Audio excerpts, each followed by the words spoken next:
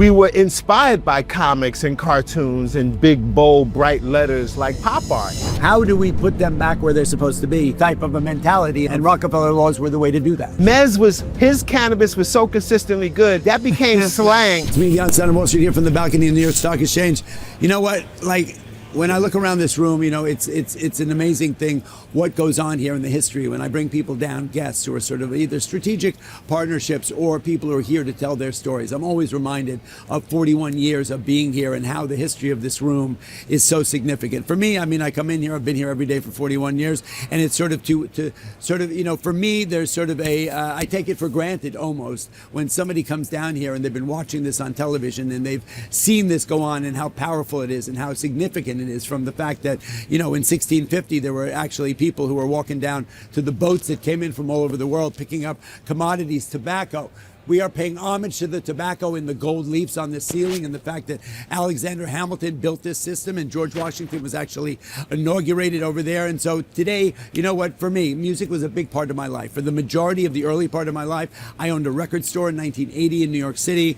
Jazz was one of the biggest part of my life, and I'll tell you, this actually brings back incredible memories. If anybody was a huge Blue Note person, this brings back so many memories of the covers of any Blue Note record. Anyway, today, I'm deeply honored to bring Fab Five Freddy to the floor, a gentleman who sort of, you know, it was a transitioned music and art and graffiti back in the 70s and 80s to a level that, look, I'm known as the connector, right? And connecting people and art and culture, right? It's what's so powerful, you know. And it's funny how you know, there are little bits, there are little coincidences that happened along the way historically that if they didn't happen, things would be so different. And you're the bridge to that, man. So I could not be honored to have you here on the floor. And I'm honored to be here with you. Well, it is my pleasure. And you know, look, the fact that you know what goes on here and that for you this a little bit. Well, you do. Look, yeah. The bottom line is this is so ingrained in our lives in so really many ways. Wow. From music to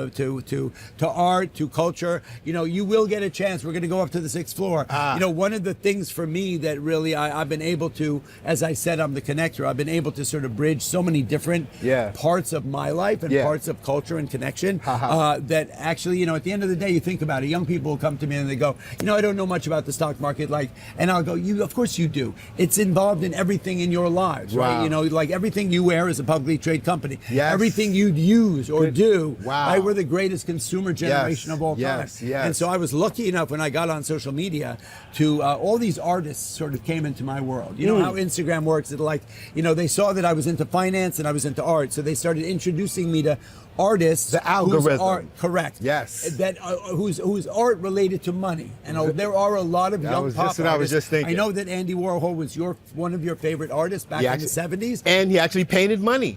He painted money, and that's one of the great stories. I'm going to just dive right into that. Yeah. Explain to me, growing up in New York City, and you know, and look, obviously, graffiti was a big part of your life. What? How did Andy Warhol come into your world? And I know that was a big part of it. But it's a big inspiration. As a young kid, I was always intensely curious, not afraid of books. Spent a lot of time in local libraries. Wow. And pop art hit my radar.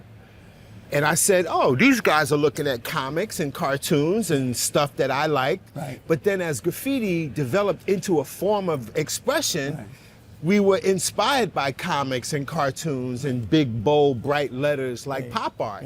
And so I developed an idea to try to become an artist in galleries, et cetera, with the big inspiration from Andy Warhol. Of course, one of the big paintings I made to make that point for the public, I painted an entire subway car covered in Campbell's soup cans. So go back to that, because I grew up in New York. I grew up on the Upper West Side. Yeah. You know, I went to private school up in the Bronx, Riverdale, and so I took the subway from 96th Street, Riverdale, right next to Horace Riverdale. Mann. Got it. Here we go. So our competitor was Horace Mann. Yes. But anyway, I used to ride the subway from 96th Street to 242nd Street, through Clinton, through George Washington High School, and that was the days where in New York you could not see out of the windows. No, kids were riding on side of the subway. Yeah. You would drive by the subway train what they call them, where all they kept the trains overnight. In the And yard. In the yard. The yard or the layup, so we refer to it. describe to me, you at like 16 years old, 17 Yeah, years old, going to the teenager. yard in the middle of the night, tagging everything. I remember Taki 183.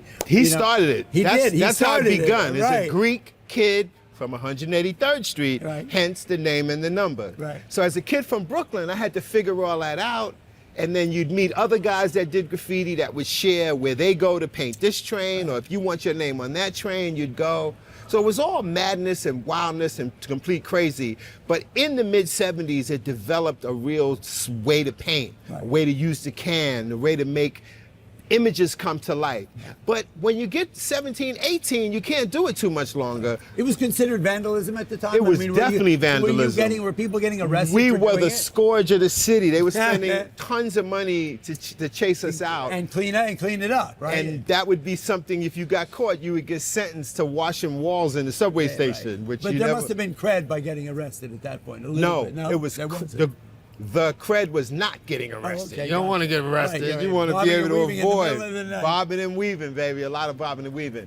But basically, at a certain age, you kind of grow out of it. Right. And I saw it was out of all that energy, the possibility that we can become artists. Right. And I was like, who could I find to talk to that would understand these arguments? And that led me to connect with people on the punk rock new wave scene, because they were so wild and very open-minded. Right. And I connected with people that agreed and supported me and helped me make it as an artist. I write about all this in my memoir, Everybody's Fly. Right. But one of the key groups that I connected with were Chris and Debbie from a group called Blondie. Right, sure. And they became patrons of my work. Right. Another young cat hit the scene the same time I did, Jean-Michel Basquiat. Right. We linked up, became tight. We were both trying to figure out how to make it as artists, how to get our voices heard. Yeah. And Chris and Debbie were like patrons. They brought our work. They commissioned us to do sets for their music videos. The other thing developing at that time was this new kind of music, not yet known as hip hop. Right. People just rapping to the beat. Right. And I'm telling Chris and Debbie from Blondie all about that, and I'm breaking it down. Well, they got really... Were you also a musician?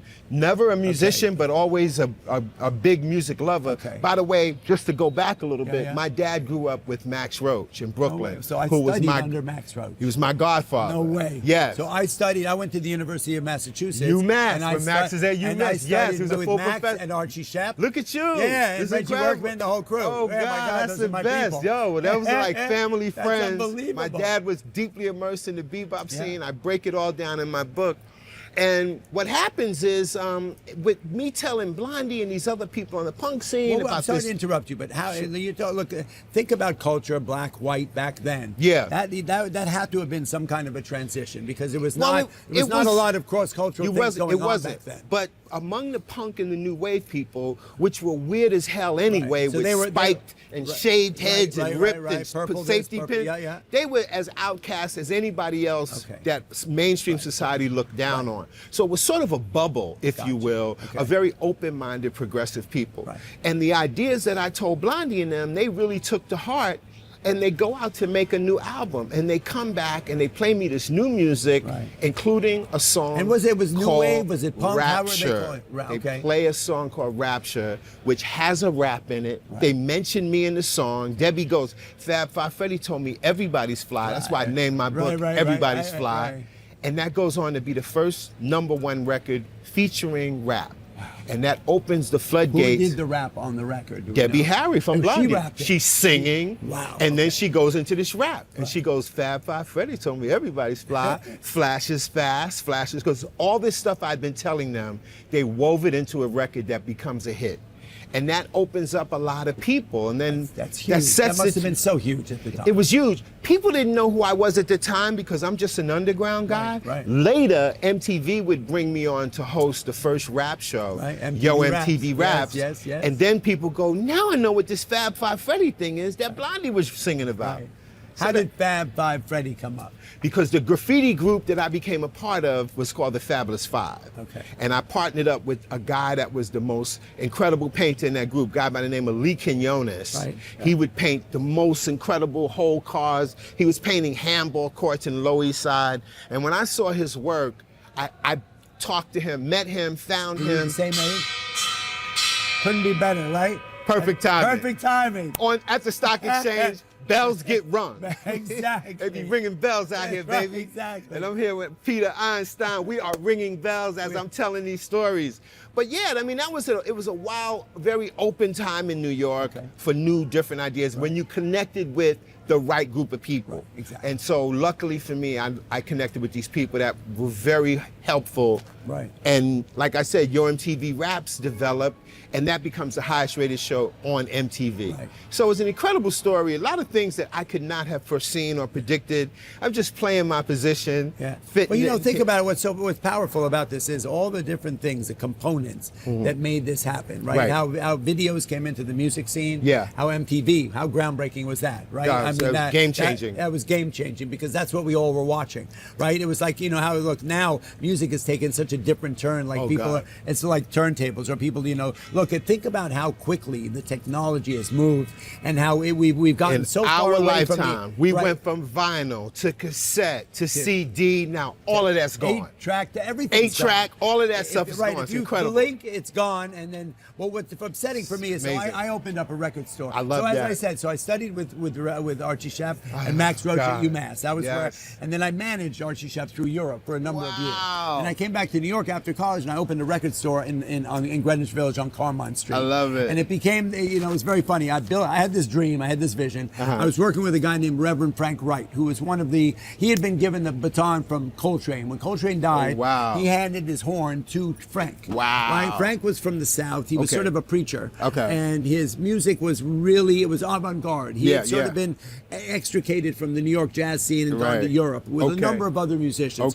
Because even though the era you were talking about, there was some acceptance within music. I'm aware. From the jazz side, it was non-acceptance. They were sending people, if you were not bebop and you were not straight up jazz, they were sending you away. And a lot of the expats went to Europe. They did. Because Europeans were listening to the avant-garde. They were loving the Archie Shepps and the Reverend Frank Wrights. Yeah. So I met Frank Wright. He became my partner in the middle of the night in sort of a wild, crazy thing. I decided I had a vision to open this record store. Wow. And it was an art gallery and it was a coffee shop and it had listening booths. I love it was modeled after a European record store. So you could come in, listen to the records, have a coffee, check out the art. Which is and all now the musicians coming back. Yes. That's a new thing now. These Everything listening is lounges. Experiential. Which is what we need. Yes. It's so it connects us because this phone thing that we have that we hide behind separates us all. It the does, fact that the experiential thing brings it back together. Yes. And that's what you are doing, right? You put together all those components. Yeah. And just think about it, like Jean-Michel Basquiat, right? I mean, you know, an artist that, you know, after his death, his work sells for $183 million. Insanity. Right? And you know, it's a shame how within art, sometimes within music, it takes somebody actually disrupting and then passing away for them to become so sad. to get the recognition that they did. Yes. I also was the doorman at Studio 54 in 1980. Wow. So I was hanging out with the Andy Warhols of the day and Madonnas and whatnot. Yeah. So I made my way from a little white Jewish kid. I got my way into the middle of all this mix. Brilliant. And so to think about the music industry at that time, to think about what you did, because if you had not done what you did, things of the landscape would look completely different. And so I deep respect for that. Thank you so much. It's amazing how those little coincidences that put together different components of it, whether it's music and art together, right? Because sometimes there's either competitiveness or there's disruptiveness within cultural, you know, genres. Absolutely. I guess you would call it. You know, one of the things that one of the things that motivated me to really get to the point. It's been more than 20 years. My smart friends, people like you, but like that know the different things I've done. Fab, you got to write it all down. And I was like, I know. And it finally came together with the right team because I'm not a guy that wants to brag. A lot of things in this culture got bigger than expectation. I didn't know that this was going to ever become the most listened to music in the world, you know, on any streaming service. So I didn't want to be like, hey, by the way, I'm the guy that did this. Hey, I did that first, you know. I wanted to tell my whole story, where I come from, connect all the dots. Because most people, because I had the blessings of being on MTV for about 6 or 7 important years in the 90s that introduced pivotal rap groups, most people didn't know anything about my background as a painter, as a fine artist, as a filmmaker. So I said, that's okay. I'm going to wait till I can put it all down in my book, Everybody's Fly. You know, look, and we're going to check that out. Thank it's you so absolutely, much, yeah. and this sort of really pays homage to if you ever were an old jazz jazz fan, the Blue Note record but the had this whole typography, the whole layout, the color, everything about big it. inspiration from it's so a jazz powerful. thing. It looks like Lee Morgan on one of his Look at amazing things. Anyway, so let's go back to you're a VJ on MTV. Yeah. So I understand how you got there.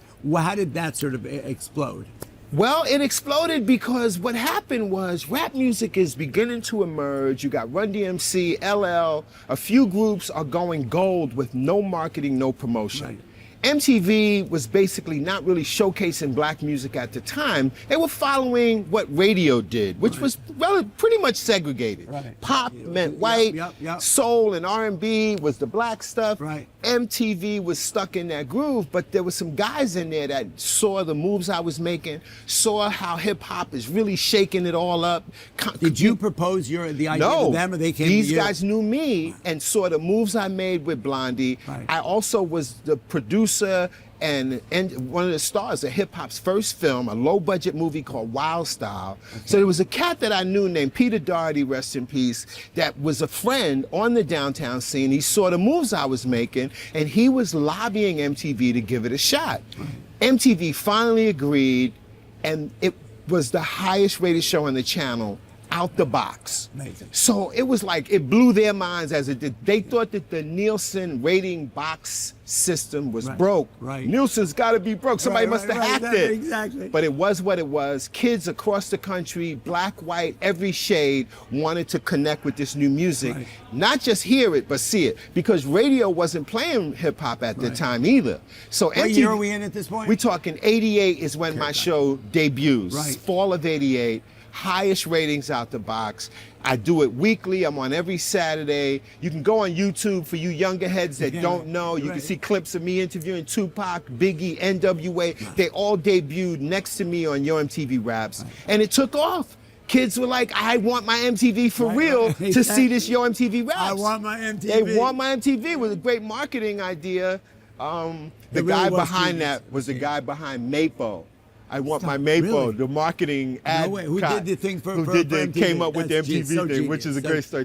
Tom Freston, who ran the channel, was the president, was a dear friend of mine, just put out his memoir a few months ago called Unplugged, which was a popular MTV show. Right, and he tells the whole story of how he hit and landed after having a fashion company in India, moving around. He's a wild guy, but he came back just in time to head up this new cable channel, as cable is a brand new thing. Amazing. Cable was brand new at the time. I mean, we think back now, you know, I consider myself young and think about all that's gone on. I mean, suddenly like the last 20, 30 years went by big really changes in our quick, lifetime. And it's been so insane. Huge. What's happened, the changes that we've seen in music and culture in the years that we've been alive is so it's literally a million years combined into this one. It blows my mind. Yeah, it really does. That's why I love the fact that there's a resurgence in these listening bars and people listening to vinyl and taking a record out of the sleeve and playing it. That's a growing trend. How much it's so funny. So Stephen and I, who's writing my book, we just did a deal. We went to high school. We went to high school together. Actually, beautiful. Right, and he was best friends with my brother, who unfortunately passed away a few years ago. But we were, you know, the think about how I remember the first time that the Beatles that the White Album came out, and we were like, you know, rolling, you know, what you did with a record with a record album back in the day. You had multi-uses, baby. You had to clean them seeds out. But think about how you would treat. I mean, there was such respect. It was that you had for that record and cleaning it and all that. I miss liner notes. I miss all that stuff. You know what? And it's amazing what it does. It did was it gave longevity to the thing, because think about it. What goes around comes around. People are now going. Also, I think we lost the interest in the quality, right? So people think that listening to music or taking a photograph with an iPhone has any kind of quality to it. There's nothing to it. When Mateo takes pictures of me and people see that from the floor, you go, oh my God, I forgot what a good photograph looks like. Same with music. But he's got a good camera over there shooting us. That's a real live 35 millimeter camera Mateo's using. So you're 8 years on MTV. You're interviewing all the best of the best at this point. The people that carved out blew out the marketing. It really did. And that actually put it on the map.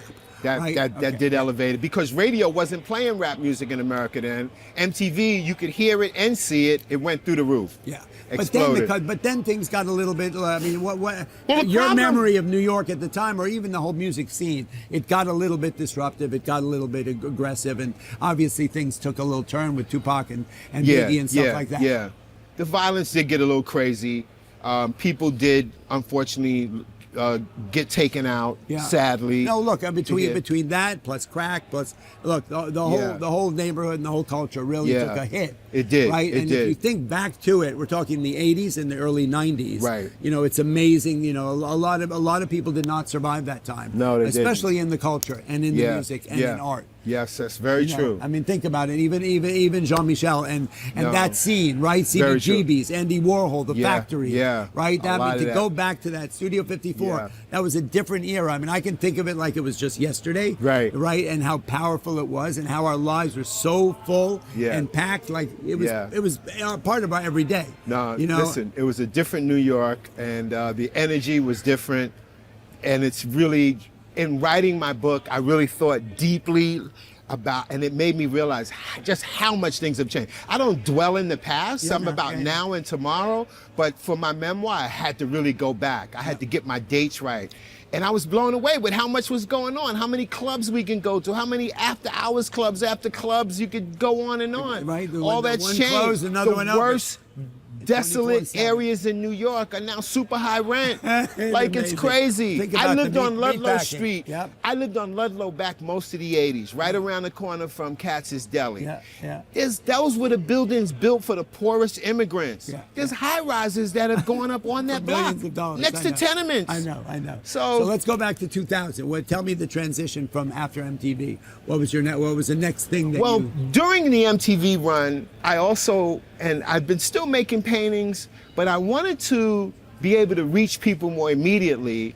In working on hip hop's first film, Wild Style, I learned filmmaking. Okay. So I wanted to tell stories with pictures along with painting pictures. Right. And that led me to direct music videos. This is even before MTV. So the first music video I get to direct is for a conscious rapper named KRS-One. Okay. The song is called My Philosophy. And that really does well. I shot it in black and white. I really hit hard. And then I'm like, now I have another outlet for my creativity. right. So I was off on the video directing trail, Right. just going into Your MTV Raps. And after Your MTV Raps ended, I continued directing and putting different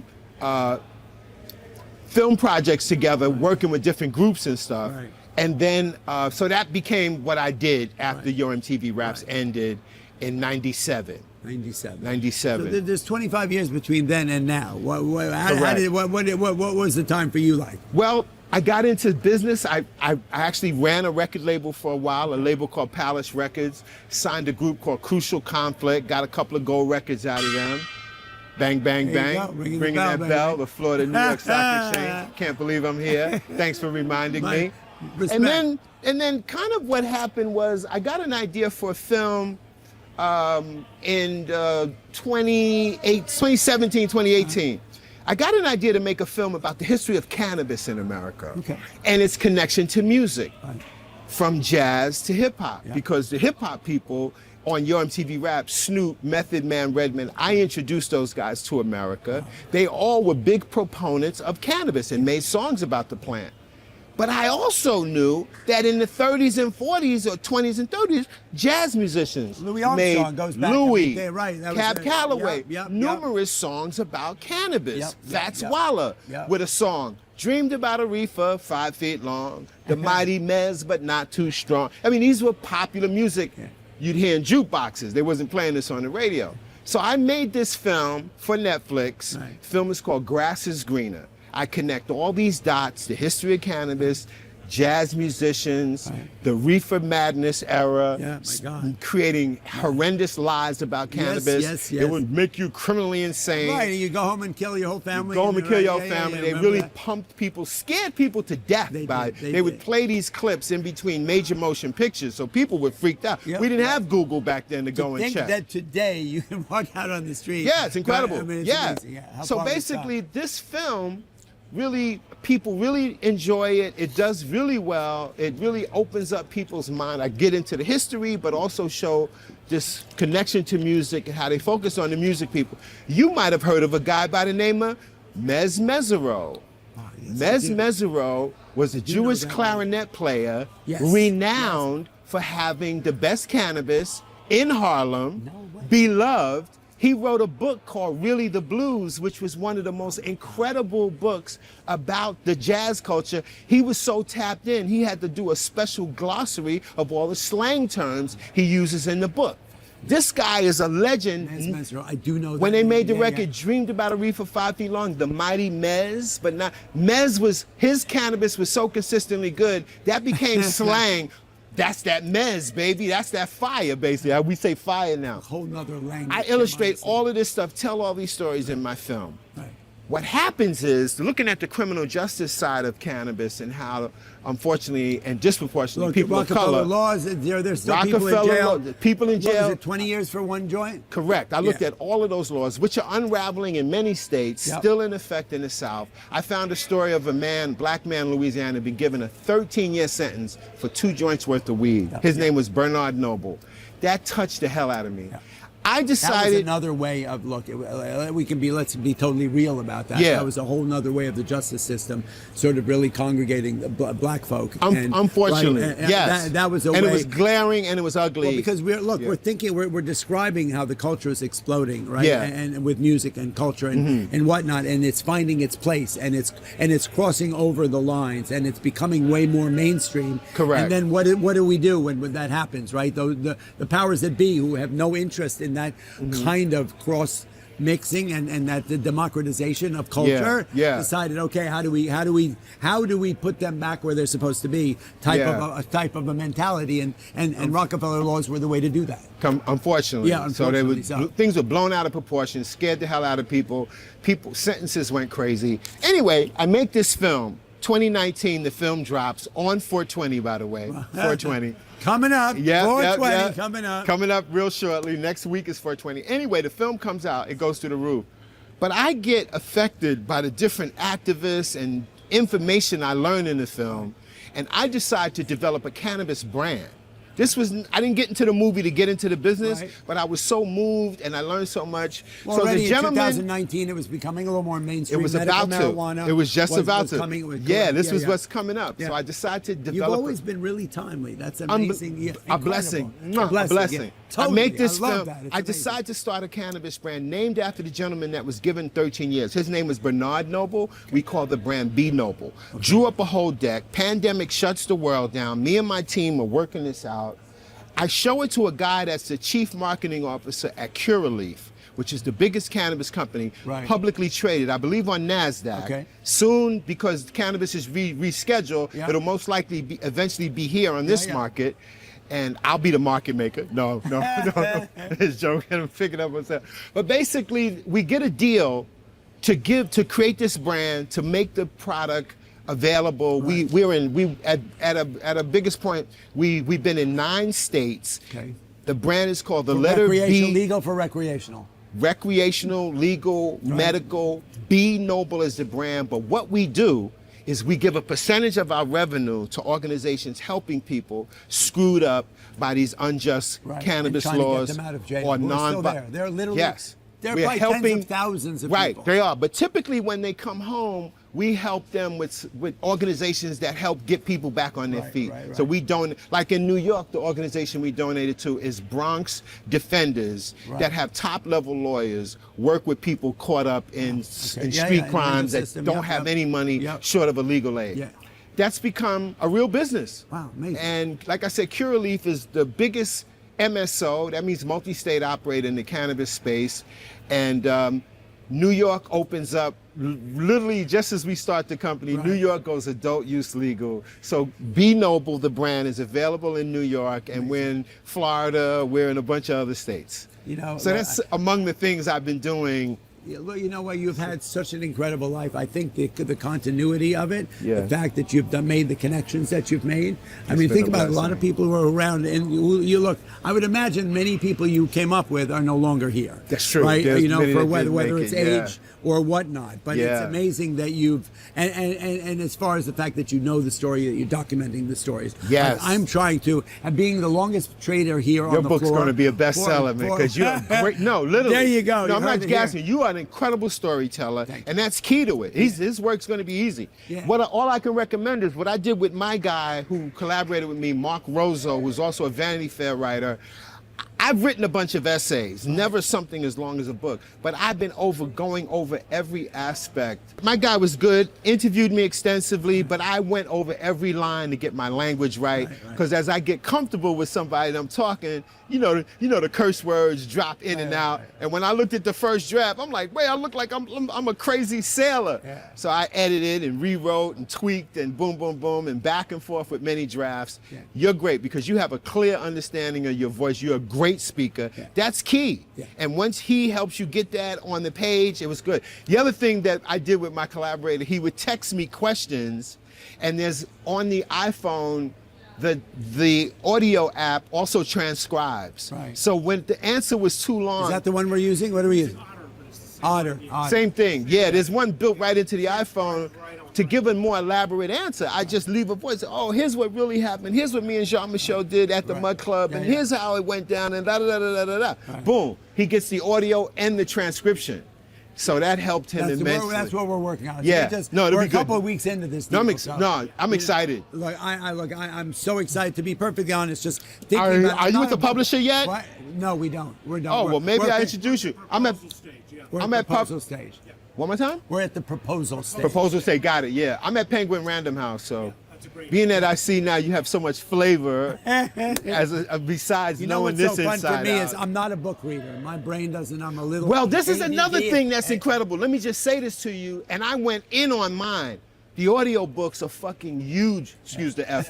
The audio books are huge. And once again, you're a great talker. It's going to take, it's tedious. It'll take you about a week. That's fine. But you do the read. I do this. Look, I do content. I create content in my sleep. This is dope. Right? Yo, and I can just tell. I have a Trust photographic memory as well. So I can literally, I can go back to probably the age of 6 and tell my story. So that'll be great for them. That's what we're doing now. Basically, I'm sitting here. I'll sit down and make videos with him. Yeah. We're transcribing them and sending them to him. There we go. And just little different this is of good. my life. Trust me. Pete, anyway, you know what? I'm honored that you're here. And thank you for having me. I literally haven't read a book since The Cat in the Hat, but you know, but the fact that you got good jokes. You describe so much of an era in my life. You're gonna, so oh my God, to me, yes. Because I go back to that, and it was just thank you. You know, it was something that happened. There were good times, there were bad times, there were difficult times. Yeah. Right. Think about 1980. I ended up having to leave the country in '83. I left and went to West Africa for 2 years. Wow. And so New York in the '80s. North Africa? West Africa. Okay. The People's Republic of Benin, right next to Nigeria. Wow. And then I came back here, and I got my summer job